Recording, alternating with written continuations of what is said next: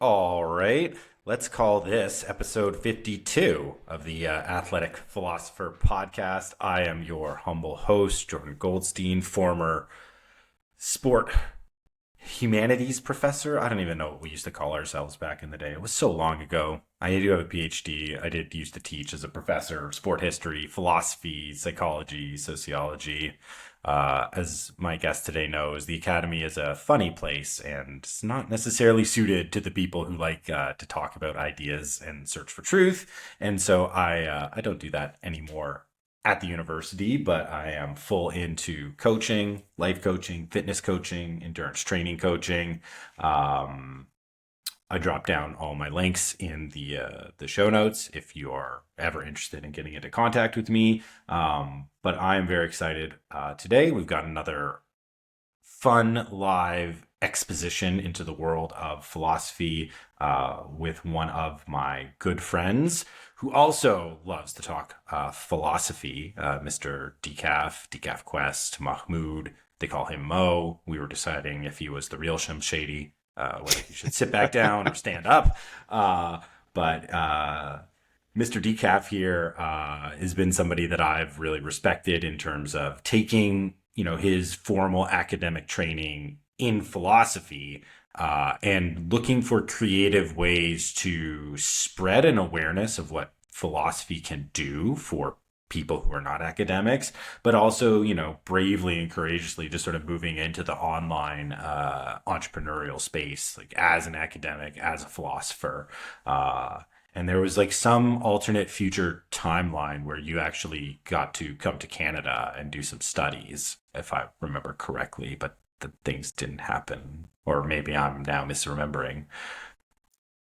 But either way, Uh, either yeah. way, I'm just very happy to have my friend on the show for you guys, and we're gonna do some really fun live interrogating. I'm gonna flip over the host stand.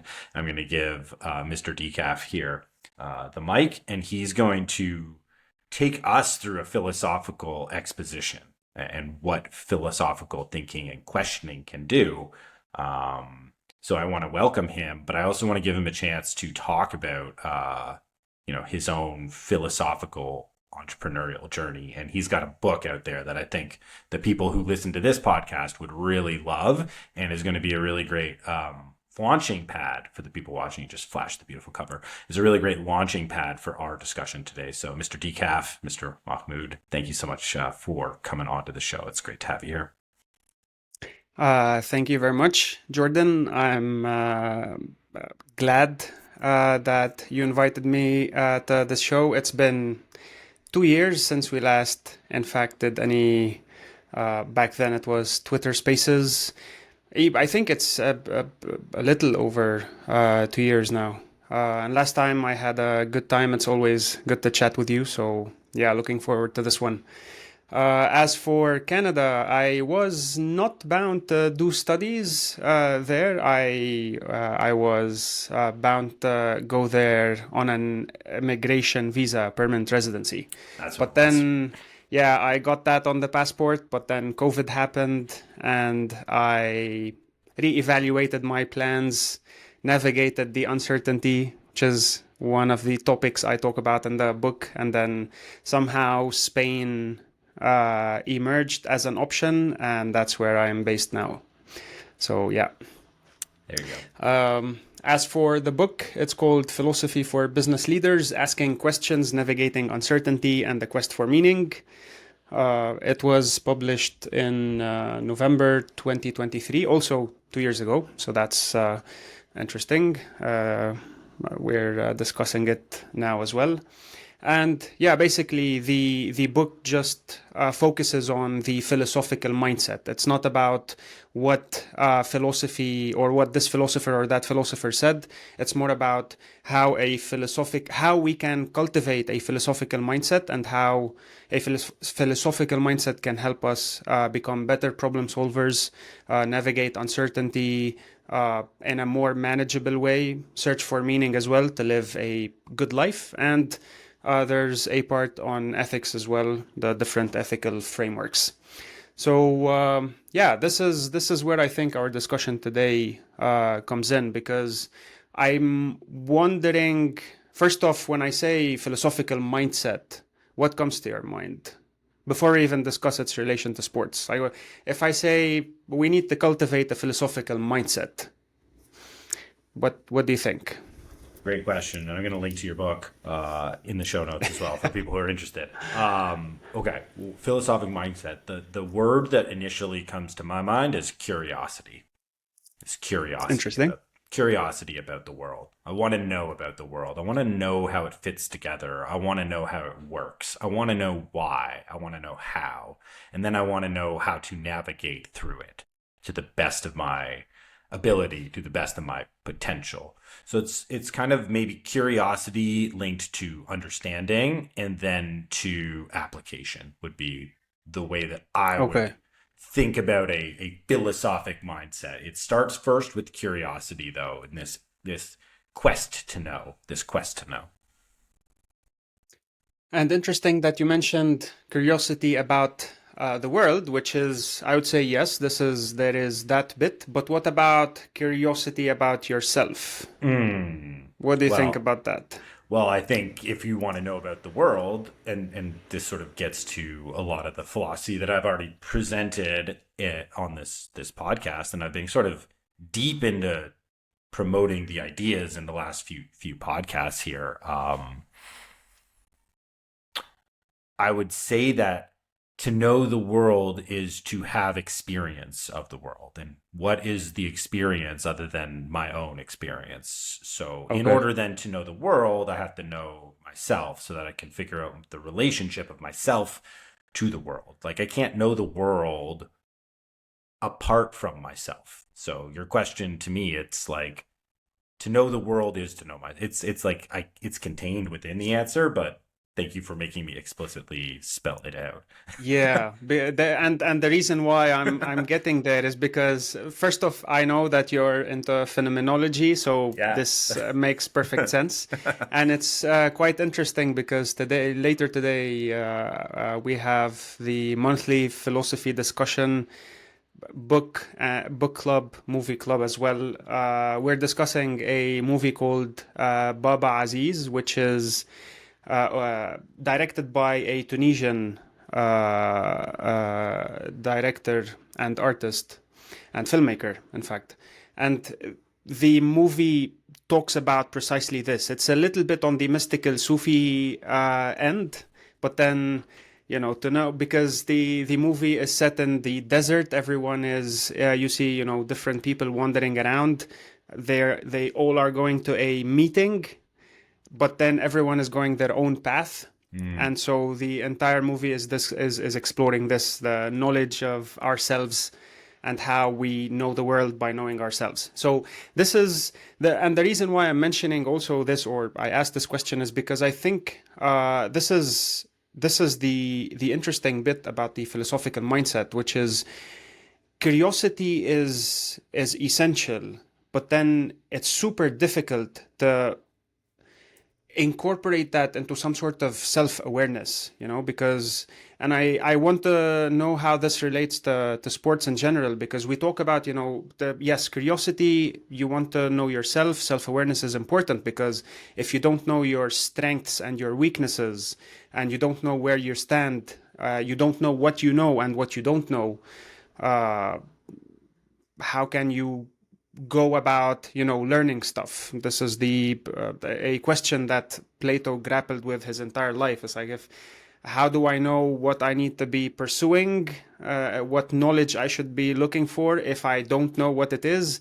And if I know what it is, why should I even go around looking for it? But so self-awareness, I think, is also an important element of uh, cultivating a good philosophic, or a philosophical mindset in general. But it's super difficult, because it's like you need to look yourself in the mirror and do all sorts of reflection in that sense. And I'm curious how this also relates to sports in general. Um, if at all, self-awareness is that an important element. Yeah, no, that's great. I think sport is perfectly suited to self-discovery, Yeah. and to this question of knowing myself in a philosophic sense. Because when I say curiosity and understanding, it's like curiosity about the true things in the world. Like, what is true? It's sort of like that Plato grappling, right? Plato meets wrestler, so grappling is a very good way to describe this. Yeah. Uh, but it's, it's like, but it's not a curiosity about just anything. It's a curiosity about the truth, like what is true about the world and my experience in the world. And when it comes to sports relationship to the truth, it is, I think, one of the best places, if not the best places, for us to subject our experience to an objective measure of truth, if that makes sense. Right. So we have our subjective experience, which is, in a way that I can know the world, but I am subjected and I'm forced to submit to these constraints, these barriers, these obstacles that I have to physically overcome, which produces an objective, truthful record of my experience that's both inside of me and outside of me. So I can mine it for subjective experiences to know about the personal and unique value of my life, but it's also tethered to reality. It's not just my imagination. Like, I went for a 6.3 mile run before I hopped onto this podcast. Like, I didn't imagine that. Like, I sweated out. I sweated out. I ran it. Right. It's a way for me to know myself without the, I would say, the distortions of the mind. Because, Hmm. psychology and the psyche, as you mentioned, like, it self-awareness is not what it necessarily wants. Like, it's that's not what it's programmed to do, is to be aware of me as an objective actor in a rational world. It's here to, like, move me forward subjectively towards, like the convenience and the comfort and the safety and the strategy that's going to allow me to have more ease in moving through the world. So sport is this powerful way to, like, shift my perceptions of myself into a more objective and rational space, which will then provide me with self-discovery, self-awareness, recognition of strengths and weaknesses, and point me the direction of how to at least improve there. If I don't have any other knowledge of myself, this can at least be a starting point and a foundation to truthfully know myself. And then if I can truthfully know myself, then I can more accurately align myself to the truth of the external world, right, up to the objective world, to then be able to maybe realize something unique about myself. A little Frankel there, but also some Aristotle too. But this is why, or that's what I'm thinking about, because when you talk about objective truth, what do you mean by that? And the question is coming from the following. Um, we can also dig into that, or maybe you can explain your understanding of these different philosophies. But when I personally, as someone who thinks about not sports and life in general, I tend to oscillate between Plato and Aristotle. Plato, on the one hand, there is the concept of the good life. There is such a thing as the good life, or a good diet, for example, a good exercise, good form, good code, good design, good whatever it is that we do in life, and we approximate that sort of ideal form of whatever we're doing.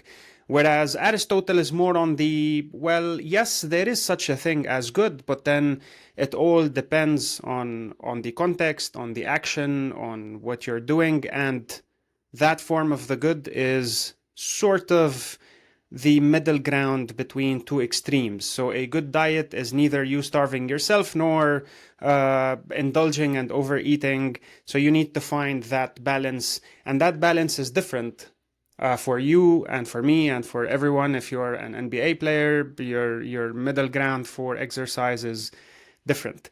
So where does objectivity come here? Because or not necessarily, where do you stand when it comes to objective truth, when we're talking about, objective? Is there such a thing as the good exercise? Like, you tell me, you need to run 6 miles or 10 kilometers every day.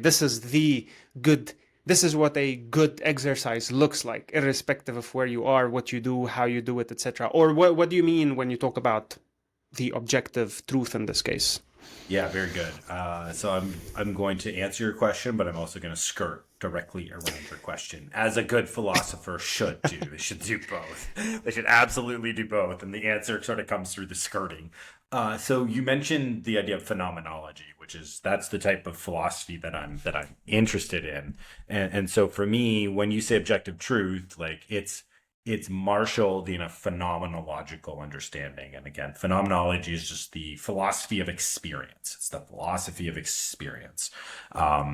So I don't necessarily need objective truth or objective reality to be anything other than the natural constraints that are upon my experience that are independent of my perception. Okay. So it's the things that are outside of me that impact me. So that would be Okay. like gravity, for example. Like gravity impacts my experience, but it's not just my perception that's doing it. Like gravity acts on Okay. every other. It's not just me. It's not just my experience that makes gravity a thing. It's a thing that's outside of me that I can experience.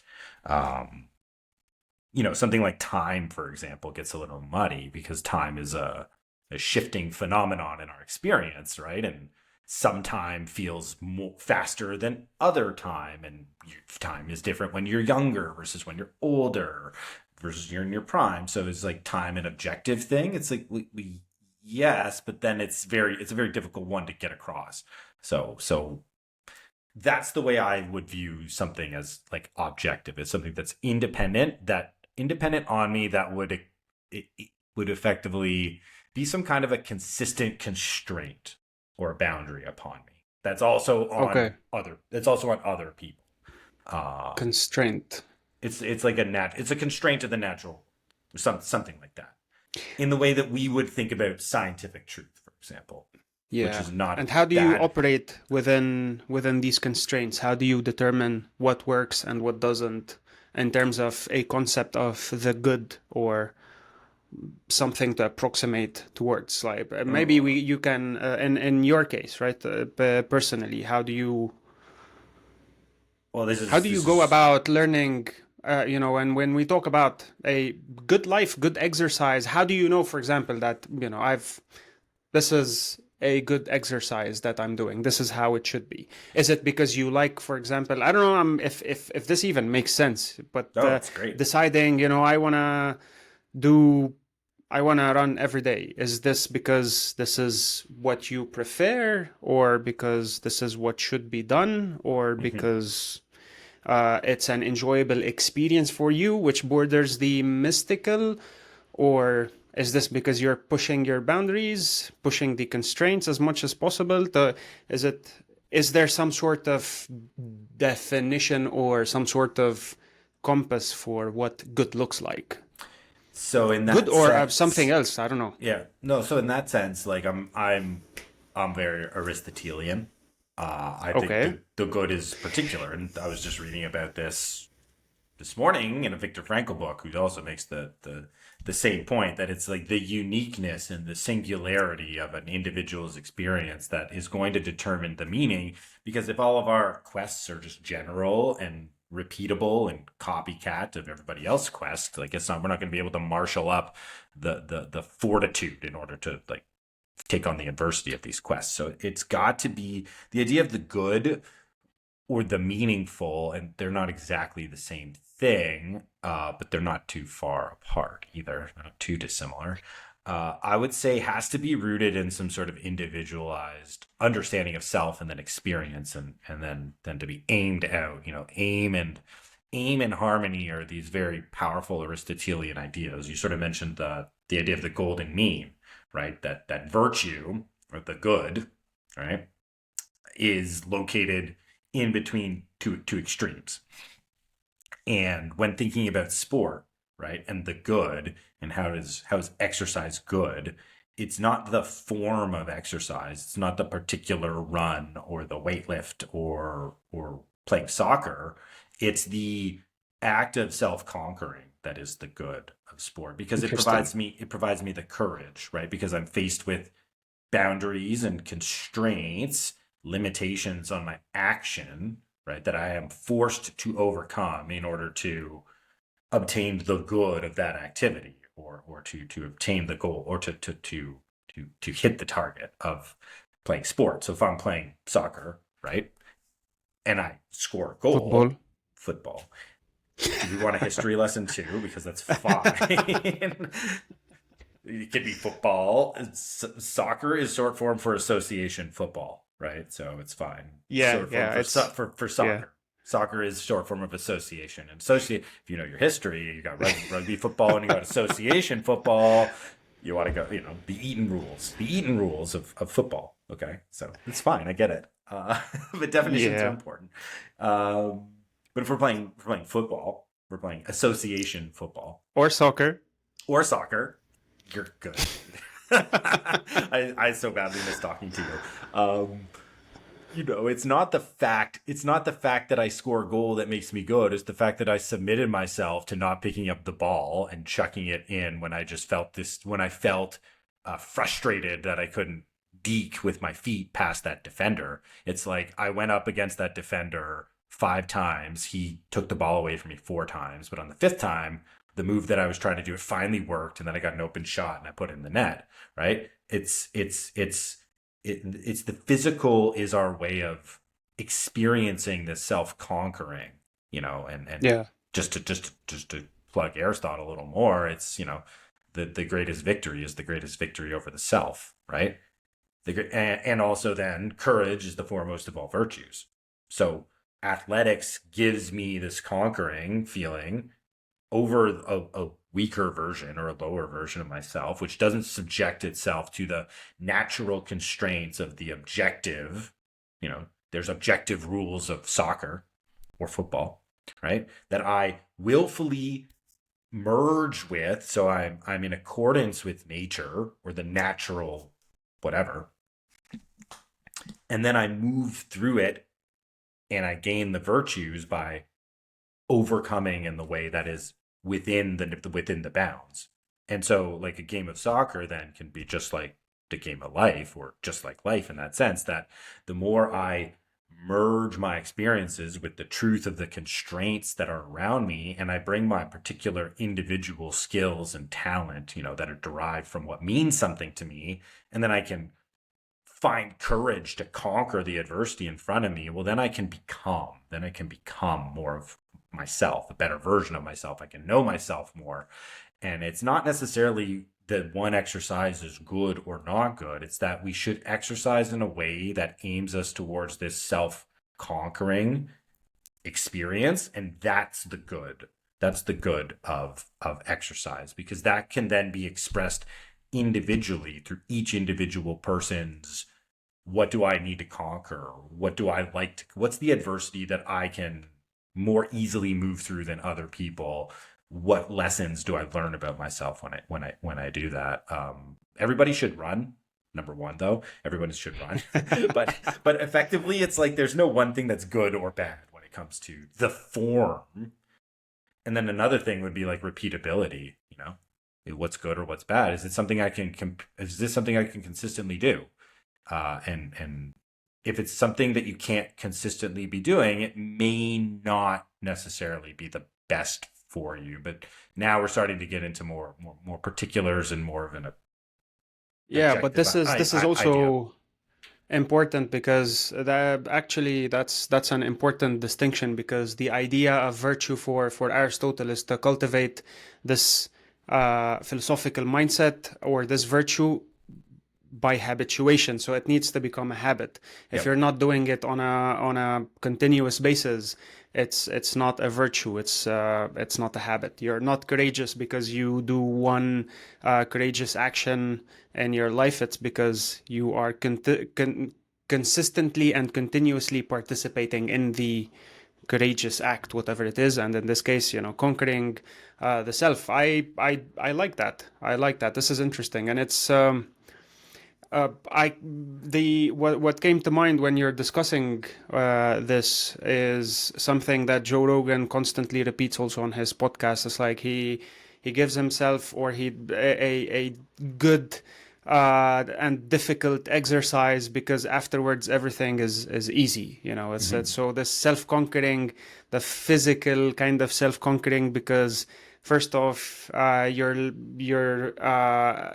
burning all sorts of stress and worries that you might have, and then you're ready to take the day on, and it's everything becomes easy.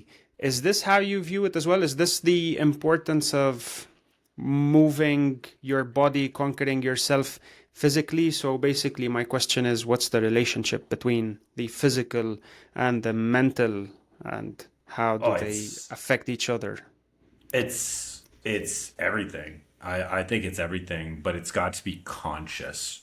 You have to be conscious of this. This is another Viktor Frankl idea. To be human is to be conscious and then to be responsible. So I have to be conscious of what my aim is. What is my intention? What is my intention with the activity? So Interesting. if I'm just moving my body, right? So if I'm just going to the gym and the only thing I'm interested in is the numbers, well, that's a particular good, but it's limited to a physical good because I'm not expanding the connection, right, between mind, body, and ultimately spirit. And just because, I know how you appreciate definitions. And again, if you've been listening to the last 5 episodes of this podcast, you're going to be hearing the same thing over and over because this is effectively how we refine ideas in philosophy. And this is one of the things I'm trying to do is eventually, just as Mahmoud has written a book, I aim to write a book on this stuff. And this is the beginning parts of the evidence gathering and the articulation of sort of latent ideas. But I also just like this podcast as an exploration and an exposition of what it looks like to just do philosophy with other philosophers and other people who may not think they're philosophers, but they are philosophers. And so when thinking about, the body, the mind, and the spirit, and how do we take one from the other, it's like, well, they're all part of me, right? It's a little bit of a paradox. They're all part of me, but they're all different. They're all the same, but yet they have different functions. So it's like the body's the part of me that moves, the mind's the part that thinks and analyzes, and the spirit is the part that wills. It's the part that wills, right? Which is not the same as willpower is not mental fortitude. Those are different. Mental fortitude is me just like using rational calculation, like using mind tricks to sort of center me back. Willpower is just like that visceral heart gut feeling. It's like the mind doesn't even need to, you don't even need to think, you're already in action. It's a little more instinctual, I would say. Interesting. It's a little more instinctual. So if I'm now intent, right, if I'm now intent to focus my physical energies on this idea of self-conquering, right, that opens up the activity for me then to appreciate mental victories, to appreciate willpower victories that come out of sessions that may be not physically very good. A lot of the times the victory of the session is starting the session because there's so many excuses. There's so many variables that are in your way. It's like you didn't sleep well, you're tired, you got an early meeting. It's like whatever your excuses are, right? There's some kind of a solution for you to overcome whatever limitations to be able to get your workout in. So like for example, yesterday my wife and we have to go pick up my daughter at her overnight summer camp, and it's a relatively early start in the morning for us. We got to leave where we are at 4:30 in the morning, and I'm somebody that will get up as early as possible to get my workout in. But I'm like, we're going to be up at 4. I don't really want to get up at 3:30. I'm just going to give myself an opportunity to get a workout in. So I packed my jump rope and my shoes and just the things I need to like get 20 minutes of work in. And all I need is like a little strip of concrete. You know what I mean? Like I don't need a lot. I just need this. And I just now am open to fitting it in. I'm open to finding like time management solutions or location solutions. Like I'm training my mind to problem solve in all these different ways. And now exercise is this exercise of problem solving in a way. So it's not even now physical, because there's the physical problem solving of like, how do I spin the rope around for 20 minutes while I'm doing my feet? So, you actually have to complete it and then use your effort. But then it's like, how do I fit it in? How do I make it work with the other things in my life that are going on that I value highly? Um, and it's through this intentional combination of training mind, body, and spirit together. That's what unlocks this open potential of the activity, which is more of its true potential. So Yeah. that's kind of what I would say.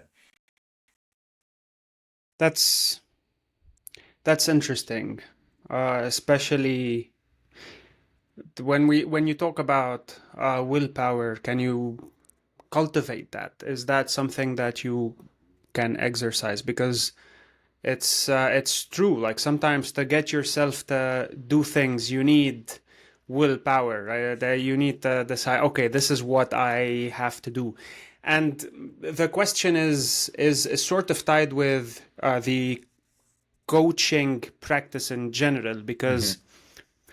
to what extent, if you're talking about willpower, to me that's philosophy. Now how do Okay. you cultivate that? I don't know. I'll leave that to you to maybe reflect on this. But also, is there a difference between the psychological and the more fundamental kind of philosophical, deep down, is there a difference, or is it just the same?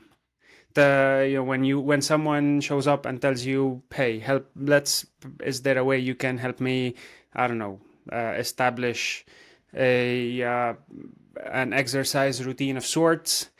Maybe maybe the fact that, and I'm thinking out loud here also because there Please, are please. some ideas that I've been toying around with. Maybe, but, okay, I'll some background where this is coming from, Yeah, because I please. think this is the reason why I think I don't, or I'm not that keen on, or put differently, the best philosophy workshops or sessions or whatever it is, facilitations that I would give are the ones where people are there voluntarily. Because if you're just giving a talk to a group of people who are there because they have to be there, I don't think philosophy would work. So maybe in the case of if someone shows up to you and tells you, hey, is there a way you can help me do something? Maybe the first step has already been taken. The willpower to sort of seek, is. Mm-hmm. But what is that? Like and what are these different processes? Because I'm also thinking about the distinction between that which is the psychological, but also that which is the more philosophical. That getting someone to understand that you need to know yourself. Like I'm not here to tell you. I can guide you maybe how you can do things, but then there's a part of it that belongs to you. You have to put in the work. You have to have the. So is there, do you how do you approach this? Do you work on willpower? Do you work on, how do you get people to do stuff? I don't know. Oh, it's hard. That's such a great question. It's like, what's the difference between like psychology and philosophy? Like, again, it's you don't want to make every answer the thing that I'm just reading, but recency bias is kind of how the brain works a little bit. You, it's like the difference between the psychological and the spiritual, right? Like that's kind of like what we're talking about here. And philosophy, I think, is completely related to the spiritual because it's this idea of truth, right? And the But mind. Oh, sorry, hold go. on a bit here, because many people, when you say spiritual, like maybe you and I can have a sense of what that is. But when you say spiritual, people automatically sometimes either discard or freak out. It's like, what are you talking about when you're talking about spiritual? It's it's this. maybe the best way to put it is conscience. Like when in the way that I experience it or the way that I know, it's like the things that I know are good just because within me I'm being gravitated towards the goodness of it.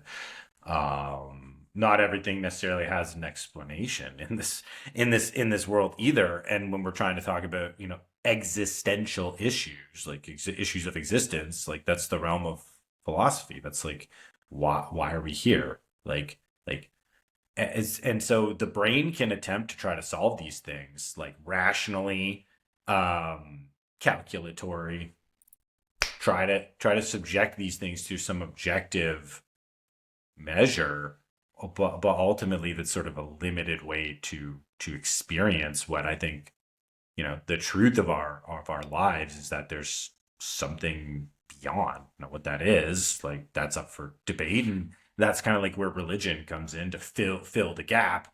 Philosophy and religion are not the same, but they overlap quite a lot, and then you get theology, which is a little bit in between.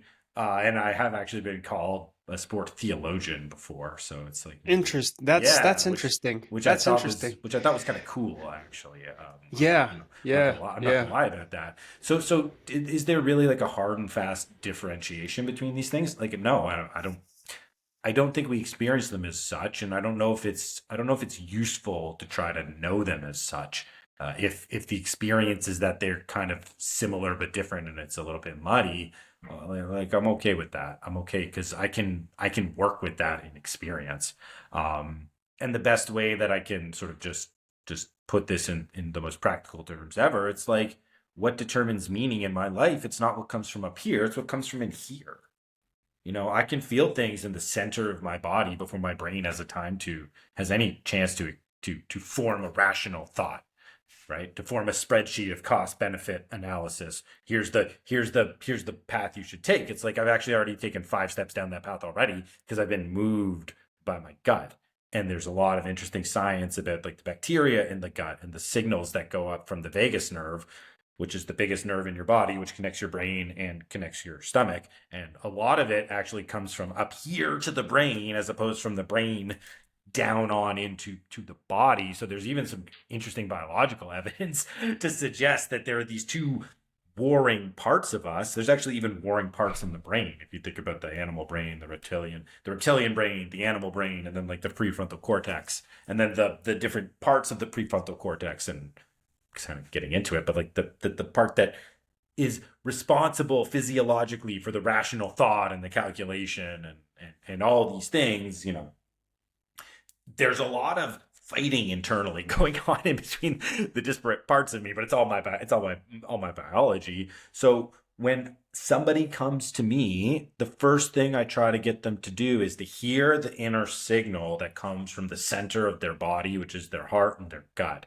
And that's sort of like your passion, and goes almost full circle back to your, like, what are you curious? What are your interests? What do you have natural affinity towards? Like, what do you enjoy? What's fun? Like to me, those are these like inner signals, because we will use the brain to say like, well, I find this interesting, but society doesn't value this. So I'm going to move my interest into something that society values, either for status or popularity, or for any good reason why we may choose to go do something, as opposed to like follow that inner signal, which is saying, oh, I really want to go do that. I really want to go do that. So the way I help people get out of maybe some of these negative thought patterns of, I want to do this, but society tells me to do that. Just, what do you like to do? So when it comes to sport, it's like, how do you like to move your body? Like, what gives you enjoyment? Do you like running? Do you like kicking a ball and throwing it? Do you like surfing? Do you like, what's the actual physical sensation when all my attention is just on the activity and I'm fully inside of the activity, whatever physical thing it is, right? And now we're starting to talk about like flow state and But presence, right? And that's a hyper awareness of my relationship, myself, to the external world through the activity. and we feel that so viscerally in the body. And just, one more thing on this, it's like learning and curiosity are it's the natural state for a child. And Yeah. how do children best explore the world, like physically out there, adventuring, learning, failing, falling down, getting up. So it's about bringing that part of ourselves back, because the mind rightfully has told us, hey, you got to kind of sacrifice parts of this inner signal in order to move properly through the world. But then oftentimes, to go back to Aristotle, we've gotten the balance wrong. So it's about restoring the balance between those two areas. It's a very roundabout way of answering your question, but this is a very roundabout conversation. And one of the things I always say is we do not have to come to any conclusions. All we have to do is Yeah. swirl around and maybe hope to get back to some sort of a starting place. But we're not interested in conclusions. We're interested in exploration and ideas and being as open with them as possible. Yeah, I agree. And this is actually what this is part of the philosophical mindset. I think the Socratic kind of method, I do like that a lot because it's just a journey of exploration. And this is where the idea behind DecafQuest comes from.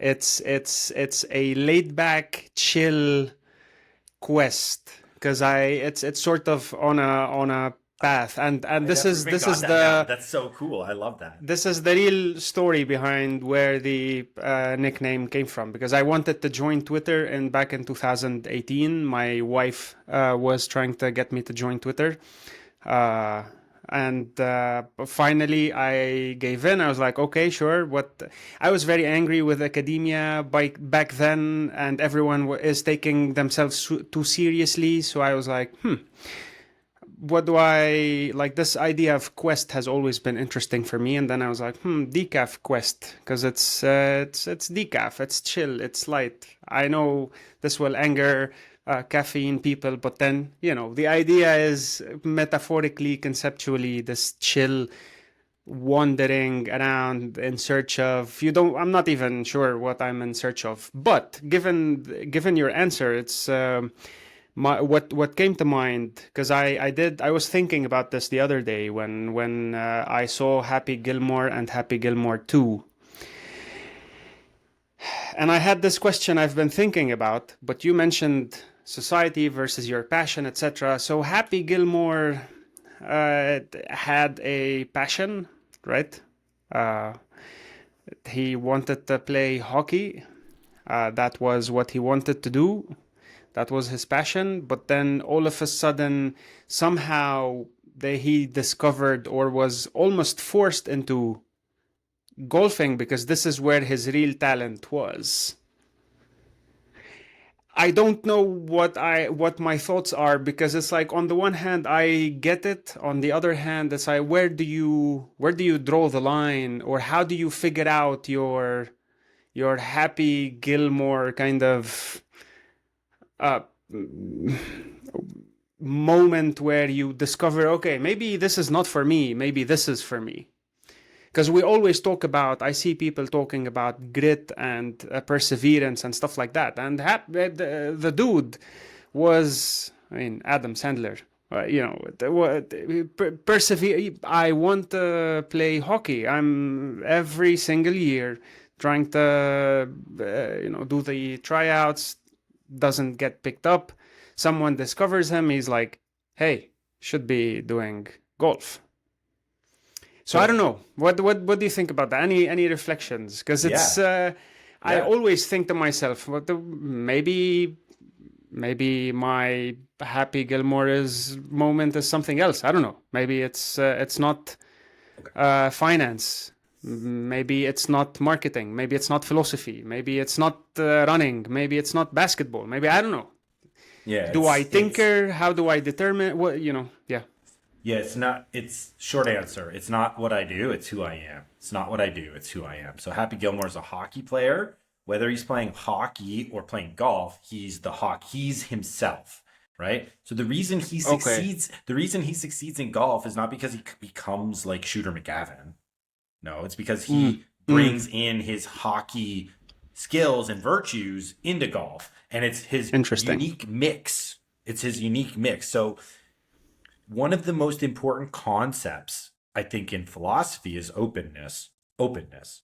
Open to the Hmm. truth, open to being wrong, open to new opportunities presenting themselves, right? So Happy Gilmore is reluctantly moved from one to the other, but then he opens himself up to the new activity, brings in his true identity and self, which is related to this hockey player, which then you could just say, is it really even the hockey, or is it I just follow my dreams and I'm relentless in my pursuit of the dreams, and my dreams are sort of around me as an athlete who is, and the hockey idea is like loyalty and toughness. And what is Happy Gilmore other than loyal and tough in that whole movie, right? And the reason why he even thinks about golf is because he's loyal to his grandmother and he wants to get the house back, right? That's been repossessed Yeah. by the bank. And so he's like, I don't want golf, but I'm loyal and I'm a hockey player, and hockey players are And loyal. And the I reason I see. fight and am violent in hockey is because it's the loyalty part.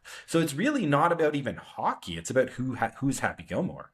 He's this team player who's loyal and ferocious in going after and protecting the people that are around him. Right. And that's what he brings into golf. And that's why he's successful. That's his character arc. Right. He gets the girl, he saves the house, right? Like, and he goes on his own internal hero's journey through all of this, but he doesn't become a golfer. He's just Happy Gilmore as a golfer. So that's sort of like the answer, the Yeah. answer for that. So That's for each of us, we just have to be who we are and be open to doing things that will allow us to express who we are authentically. And the things are all different because we're always doing different things anyways. Like, how many different things do you do during the day? It's like, I am a creator, I'm an entrepreneur, I'm a coach, I'm a husband, I'm a dad, right? I do all these different things. Do I do them all exactly the same? No. That would be kind of, I don't talk to my athletes the same way that I talk to my kids all the time. Actually, sometimes it is similar, and that's not paternal to anybody. That's just how communication works, right? But there's certainly things I don't, right? Like, there's yeah. certainly things I don't. Yeah. So that's the way I would answer that question. It's, Context is important. But yeah, so in this case I do like that approach, because you're basically channeling your skills and authentic self into what you're doing. yeah, And maybe this also helps. That's actually a very good distinction now that you mention it. Which is which ties with that other video I saw the other day about a golfer. In fact, I don't know. You probably have seen it as well. Who he spends like a good time reflecting on what it means to be a golfer, and how at the end of the day he prefers to be. This is something he does, and then he goes. He spends time with his family, yep, etc. And so maybe the putting it this way. Maybe this is the issue. In fact, identifying yourself with the activity that you're doing, and this becomes your identity. So I'm at the beginning, Happy Gilmore was thought he was a hockey player. Like this was who he was, and then the journey of self-discovery in this case is, you're not a golfer or a hockey player or anything. You're basically more than that, and what you're channeling is your authentic self into the different aspects of life and activities that you pursue, which is that's yeah, maybe this is why many football players and many athletes in general experience an existential crisis as soon as they retire, because it becomes their whole identity. It's like, yeah, who are you? What can you? How can you? That's, yeah, interesting. oh yeah, yeah, yeah. And this actually, like, this is a big issue that I like to approach, because I think that actually happens to millions and millions of young men who don't get to go pro. But it's the same thing because they grow up identifying as an athlete, and then eventually, I like, see. your athletic career is done. You just didn't get to go pro, so you don't have the glory, and you don't have the sort of sympathy that comes with it. It's actually a lot worse. It's like you get mocked because it's like, dude, you thought you were going to play for Manchester United, like you're a terrible football player, and you were dumb to ever think you were a football player, and you should just get on with the serious business of life and go get a business degree and work in corporate. And so that happens to so many people. It's like you talk about the inner spirit or the inner signal. It's like society looks at what you thought was an authentic part of you and it says you were bad and silly for thinking that. Go do this other thing that you don't enjoy but will tell you is worth it. And then people go down these paths, they live these lives of settling right on what they want. And each of us have to make sacrifices, so I'm not trying to be too harsh here. There's a tremendous cost to purity. Joking about this with Socrates earlier before we hit record. There's a tremendous cost of purity, okay? But that's effectively what happens to a lot of people, and then you end up like revolting against the body, which is why we have so many overweight people. We have so many men who drink beer and bet on sports, who would say I love sports, but who don't exercise, or they don't play any sports. And I think it has to do with this existential pull that's gone on. And that's not for everybody, but again, like there's a lot of people who identify as an athlete not as necessarily as like what I do. They may mistake it for that, but it really is the idea of who I am. And I'm somebody who I am. I'm somebody who trains. I'm somebody who subjects myself to physical adversity as a way to know the parts of myself, to become knowledgeable, right, and authentic in who I am. And it's never and this is the Scotty Scheffler thing. You were mentioning Scotty Scheffler. I actually did I think 4 episodes ago, I did a podcast on this Scotty Scheffler thing, or I either wrote about it. I definitely wrote about it, but I do think I did a podcast. See, I'm so good at chronicling my own podcasts, I don't even know the topics that I've taken. This is how it works. This is how it works, guys. But that's what Scotty Scheffler was saying. He's saying it's a process. It's like, I'm an athlete. I don't care about winning. I love what competing brings out of me, which is the best version of me, which recognizes no matter how rich I get, how many tournaments I win, it's being a family man that matters most. But I'm the best family man when I'm pushing myself, when I'm subjecting myself to the truth of golf. And just to go back to Happy Gilmore, why was Happy Gilmore steered into golf and away from hockey? Because objectively, the truth says you're not good at hockey. You're not good at hockey. But when you go and you hit this other ball, you're very good. You actually can physically do things no one else can do. No one can drive a ball 400 yards. So he's getting this feedback. He's getting the objective, truthful feedback from the physical activity that sort of steers him more properly towards where he should be self-actualizing who he is. And that sort of attempts, because we actually do have to finish this at some point. And by some point, I mean like within the next like 3 minutes. Yep. That kind of brings us back. That kind of brings us back to curiosity and this subjecting myself to the natural constraints that are around me in order to find the subjective value or the subjective actualization, right, of the best version of my life, or the way that I can experience the world around me. It's not bad. We kind of did it. It's not bad. Yeah, which requires also self-awareness, curiosity, cultivating a philosophical mindset as well. So yeah. We didn't plan any of this. I love this. This is great. This is so much fun. I love having philosophy chats with you. And likewise, man. And a definitely interesting conversation. I mean, I have a lot to think about. So the conclusion is that there is no conclusion yet. So, but we do have a conclusion. At least today, one of my takeaways is this. Like, I think it's an important distinction that you made between who I am and what I do. Sometimes we really identify ourselves with what we do. What we do becomes who we are, and what we do by me, I mean, like, the job, the particular role that we do in society, and maybe we need to just take a step back and explore our authentic self, who we are, and see how we can channel it through different media activities, etc. that we do. So yeah, that was good. That was good.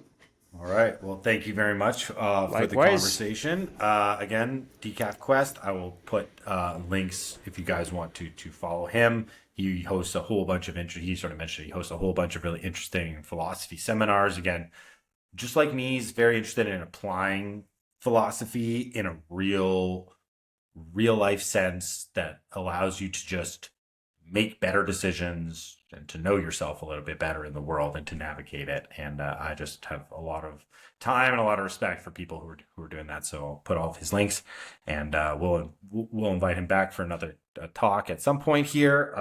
But this was really great, and it definitely won't be another 2 years until we talk again. My friend. So thank you very much. And Thank you.